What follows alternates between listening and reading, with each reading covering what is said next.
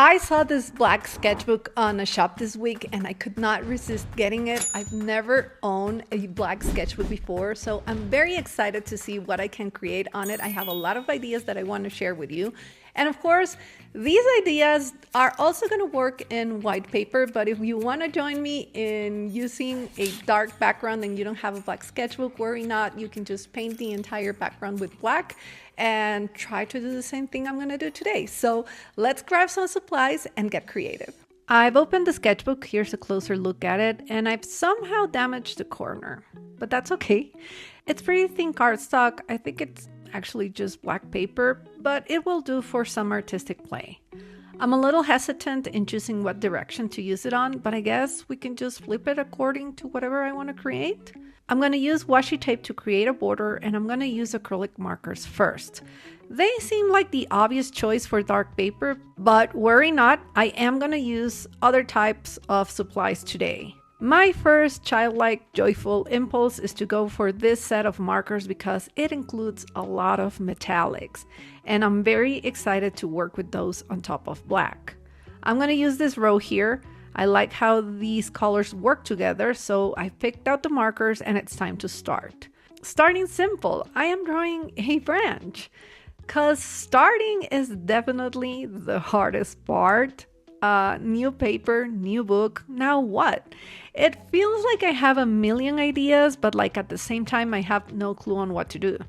This is the part where you just need to put anything down on the paper before your mind wins and you step back from it because, too many ideas, no ideas, overthinking, overwhelming, it's a lot. And it happens always. So my best advice is to just draw something you're comfortable with. In my case, that was that branch. That's why I drew it, and I'm going for a second one. It's so simple, but we'll switch it up later. For now, I want to add more floral elements. I'm thinking about circular flowers, but I don't want to sketch with pencil first because I'm not sure how this paper will act if I erase it. So I'm drawing a circle on a scrap piece of paper. I'm folding it in half and cutting it out. I'm going to use this piece of paper as a template, drawing the center of the flower in the middle first, and now I'm just going to draw lines towards it, going around, creating the flower. I'm going to layer a second color in between the lines I already have, and finally I'm going to add more lines with the thin side of that first lilac marker I used for the center. There, that worked. It looks nice. So I'm going to draw a couple more.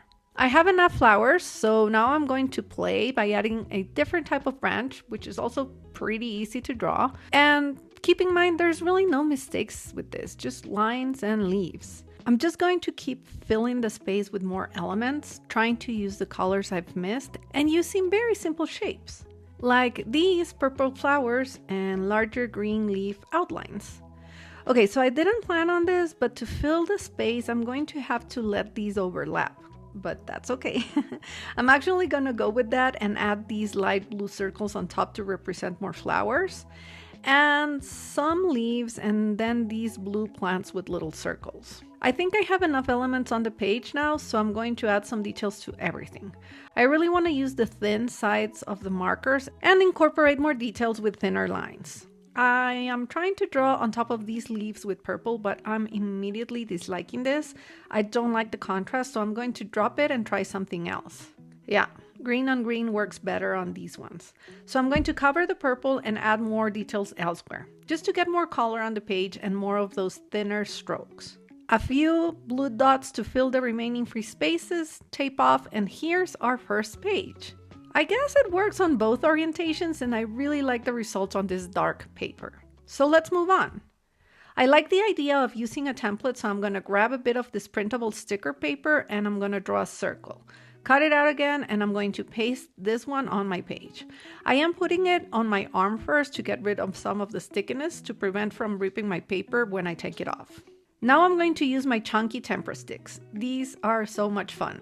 But because they are so chunky, I thought it would be easier to make circles using these templates. And for these, I'm basically just going to scribble on top of the template like a toddler. So much fun.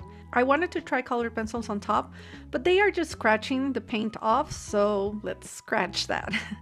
And let's just move on and make a second one. The peeling of the sticker template is so satisfying. So I'm making 3 more circles, and I decided to create a smaller circle template to add 2 more circles to the spaces I'm feeling look very empty still. Okay, all of the circles done, and I'm just going to touch up the first circle I scraped with the pencils.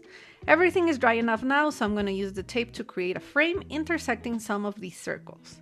Now with an acrylic marker, I'm going around each circle with parallel outlines, and I'm just going around and around creating these rippling abstract lines and the resulting shapes from that. With that done, I'm going to remove the tape, and this is the result. It's a fun result. Looks spacey or futuristic, I don't know, but I like it in both orientations too. Let's move on. I quite enjoyed the unexpected template idea, so now I want to use it again, but in reverse. So I printed, drew, and cut several butterfly outlines from the sticker paper, and I'm just going to stick them on my dark background. With the butterflies on, I'm also going to tape a border around this page, and I'm using the tempera sticks once again. I have a few metallic tempera sticks on my set that I've been wanting to try. The colors are limited, but I want to see what I can do. So I'm starting with the red, and yeah, this is less opaque than I had hoped for, but I'm still gonna go for it. So I'm thinking rainbow. I don't have a proper metallic orange, but I think if I layer the silver on top, it will look okay. And it does. I also have gold that I'm blending in, and I'm going to follow that with yellow and keep blending so everything looks cohesive. Green and blue, same story, just layered them with the silver, and for purple I do have a metallic, so I'm happy with that last color. I let it dry for a tiny bit, and a visitor appeared next to my page to judge it. And I'm just gonna remove all of the tape and the butterflies. The tempera sticks got the sticker paper a little wet, I guess, so they were harder to remove this time, but I just warmed them up a little bit with the heat gun, and I was able to take every piece of sticker out without ripping my paper. Now to take care of these butterflies. To add details to them, I'm bringing back the acrylic markers from our first page, and I'm just going to start drawing a pattern on each one, matching the color that I have on the background. I am keeping the pattern super simple because this is the first time I've done this, but now I'm thinking I should have done something more interesting with this. Regardless, I am gonna finish filling every butterfly, and I was gonna call this a day, but I feel like something's missing. So I'm just gonna add black little dots around some of the wings to make it more interesting. And that's our page. I have to admit, I am a sucker for the metallic shimmer, so I really like this one too. So done with that, and now I want to try coloring pencils on my sketchbook, especially because I saw this picture and I was really inspired by it. I want to recreate this cloud.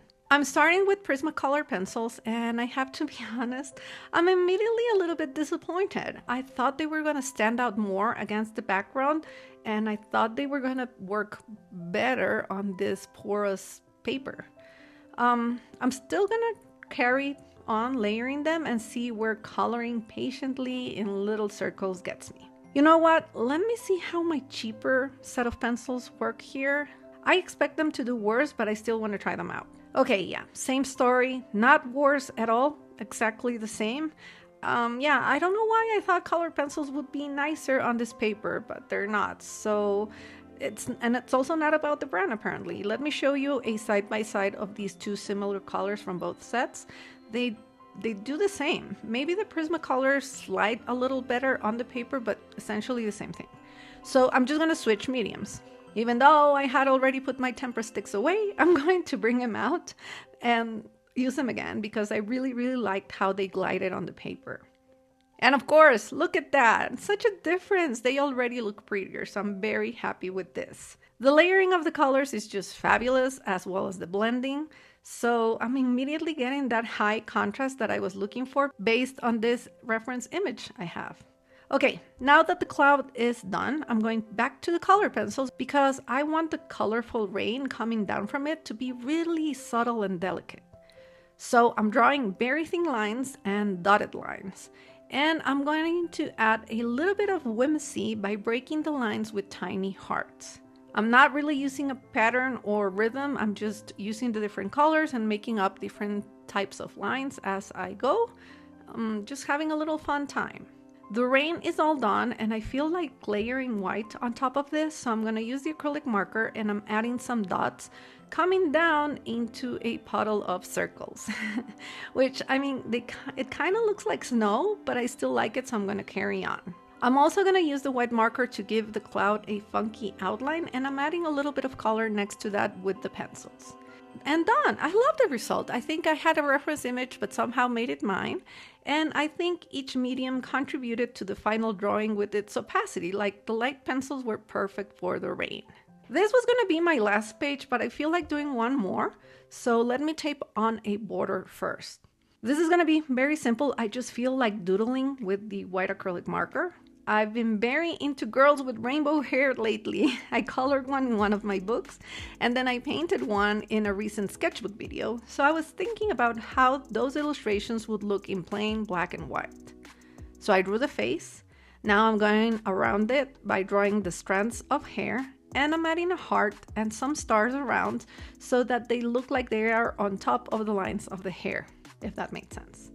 Since I'm not using color, I thought it would be fun to add curved concentric lines, like those of an uncolored rainbow, to bring more life to it. Again, I'm just playing, doodling, but I am considering what things I need to draw first so that they look like they are in front. I'm happy with all of the lines I've drawn around her, so I'm adding her face details. And now I'm just gonna add some texture to some of the spaces by drawing different types of lines within them. I think this is also going to help to give the drawing some weight. Same thing that I'm doing here by adding these dots, and that's it. That's my quick doodle, so I'm just gonna remove the tape and here it is. I think it looks fantastic. It could be fun just to have an entire black sketchbook filled only with white line drawings. Like, imagine how cool that would be for Inktober, for example. But well, that's a project for another day. Let's now take a look back at everything we did today. The cloud, the butterflies, the abstract, and the flowers. Don't forget to let me know which page was your favorite from this video and what medium you would like more ideas with. I will link more Tempera Sticks videos in the description. With that, I hope you're having the most wonderful day and that I'll see you next time. Bye!